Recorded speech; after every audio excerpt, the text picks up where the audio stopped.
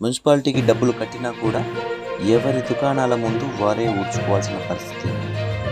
మరి municipality sweepers ఊడవట్లేదా? చెత్త మురికి ఎక్కడ పడితే అక్కడ పేరుకుపోయింది. ఇది మంచిర్యాలలోని బెల్లంపల్లి పరిస్థితి.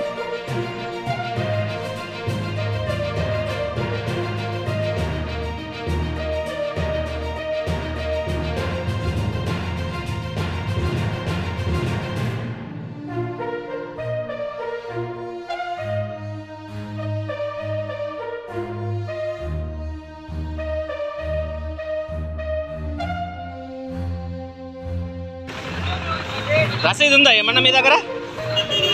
ఒక్కటి ఇవ్వు.